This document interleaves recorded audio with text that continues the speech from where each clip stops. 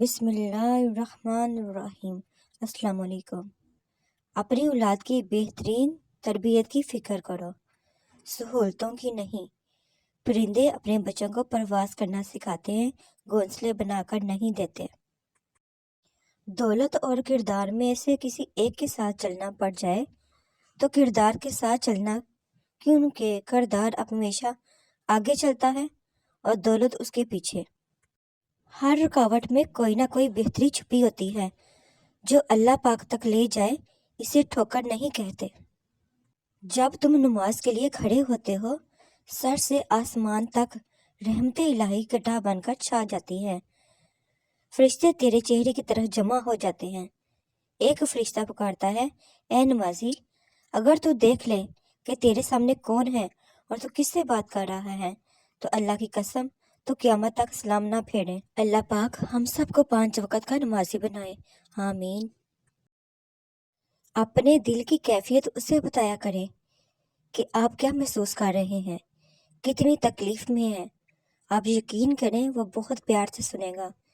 اس کے سامنے رو لینے سے ہی آپ کے دل میں سکون اترے گا۔ بے شک وہ دلوں کا ہمراز ہے۔ یہ دنیا بہت خوبصورت اور پرامن ہو سکتی ہے اگر ہر انسان دوسرے انسان کی زندگی گزارنے کا وہی حق دے جو اپنے لیے چاہتا ہے۔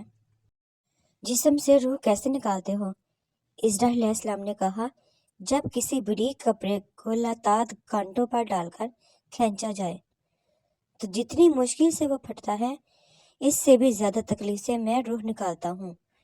پیارے آقا نبی پاک صلی اللہ علیہ وسلم نے روتے ہوئے فرمایا، عزرا، تم ساری جانوں کی تکلیف مجھے دے دو مگر میری امت کو چھوڑ دینا۔ تنہا انسان کو بھی یہ نہ سمجھو کہ تنہا انسان ہے، بلکہ جو انسان تنہا ہوا کرتا ہے اس کے ساتھ ایک اللہ پاک ہوا کرتا ہے۔ اگر انسان اپنی انگلیوں کا استعمال اپنی ہی غلطیوں کو گننے کے لیے کرے تو دوسروں پہ انگلی اٹھانے کا وقت ہی نہ ملے۔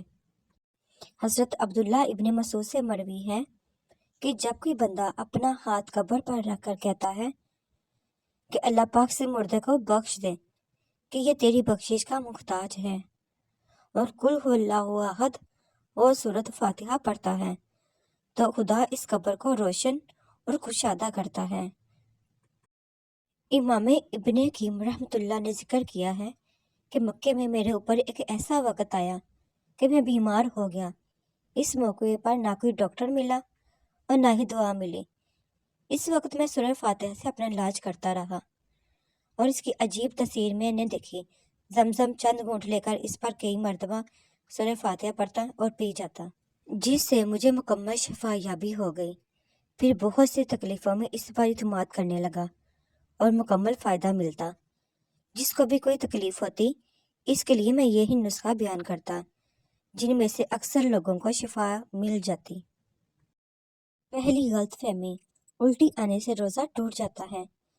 درست مسئلہ، از خود کتنی ہی الٹیاں یا کہ آئے روزہ نہیں ٹوٹتا، البتہ خود قصدن یعنی جان بوجھ کر مثلا انگلی وغیرہ منہ میں ڈال کر کیا کی اور وہ منہ بھر کر ہو تو روزہ ٹوٹ جاتا ہے۔ رسول پاک صلی اللہ علیہ وسلم نے ارشاد فرمایا، جو شخص کہے، ترجمہ، میں اللہ پاک کے رب ہونے، اسلام کے دین ہونے اور محمد صلی اللہ علیہ وسلم کے رسول ہونے پر راضی ہوا تو جنت اس کے لیے واجب ہو گئی۔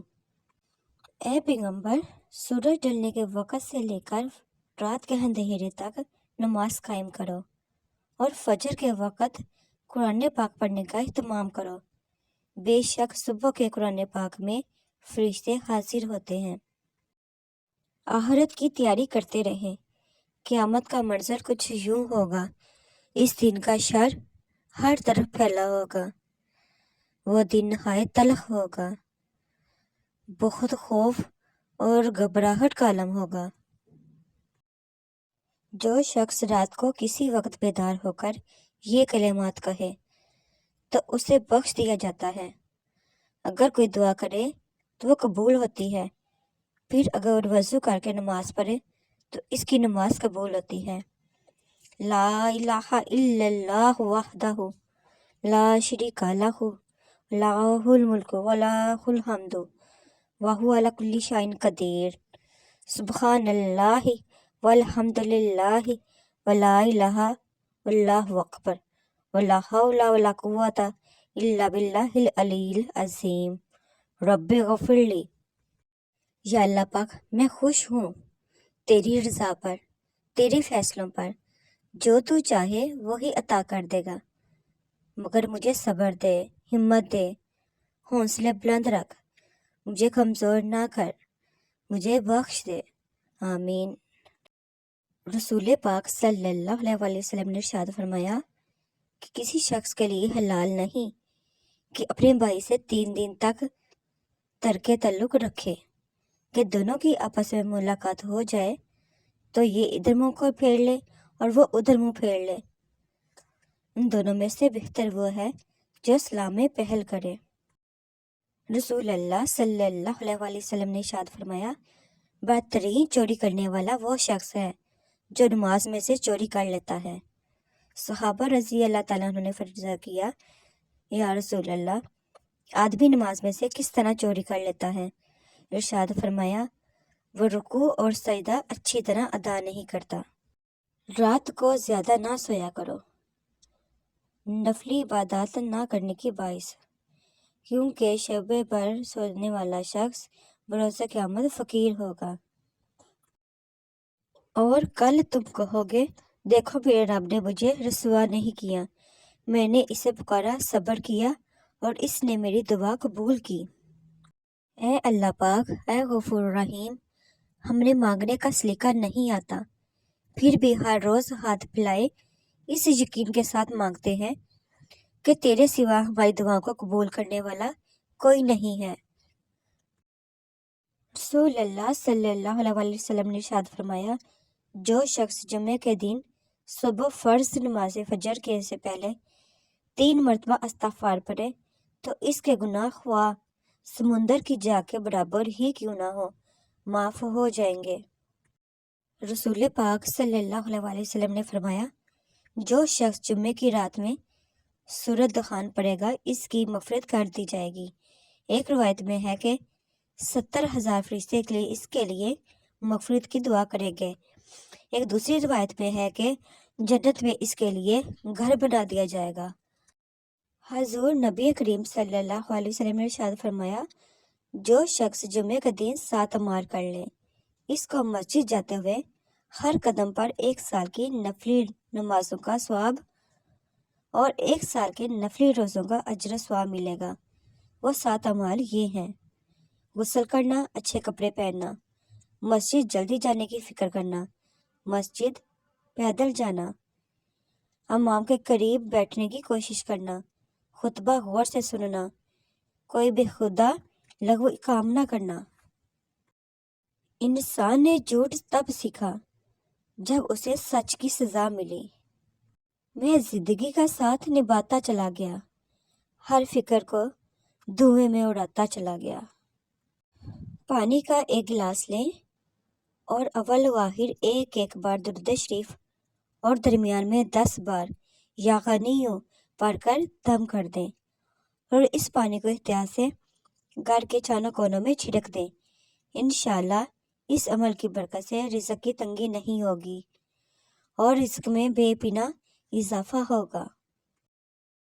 باوضو حالت میں سونے سے پہلے اول و آخر ایک مرتبہ درود شریف اور درمیان میں ایک تسبیح یعنی 100 مرتبہ ان اللہ علی کل شیء قدیر پڑھ لیں، اور جب آپ یہ تسبیح پڑھ لیں گے تو اسی وقت ہاتھ اٹھا کر اللہ پاک سے دعا مانگے کہ اے اللہ پاک، میری دولت کی اور رزق کی پریشانی کو ختم فرما، میرے لیے بھی کوئی ایسا وسیلہ بنا دے کہ میرے پاس بھی دولت اور رزق آئے۔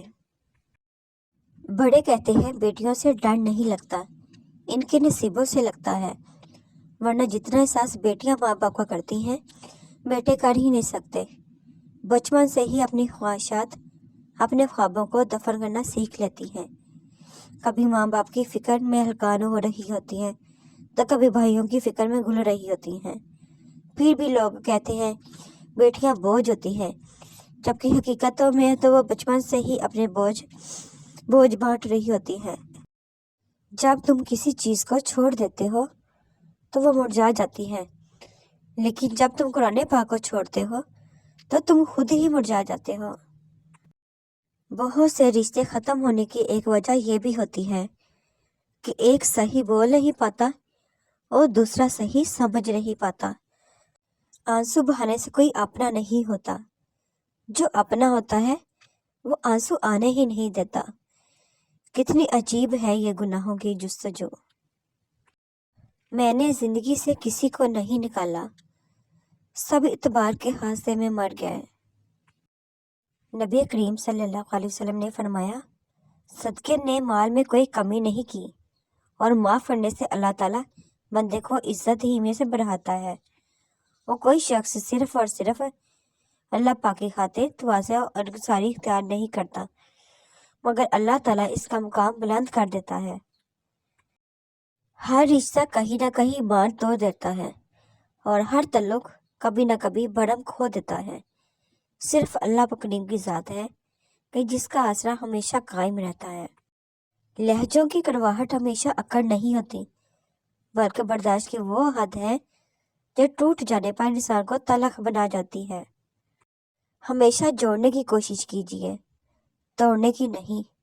دنیا میں سوئی بن کر رہیے، کینچی بن کر نہیں، کیونکہ سوئی دو کو ایک کر دیتی ہے اور کینچی ایک کو دو کر دیتی ہے۔ خوش رہیں، خوشیاں بانٹیں۔ زیادہ باتیں، زیادہ وضاحتیں انسان کو بعض اوقات قریب نہیں بلکہ دور کر دیتی ہیں۔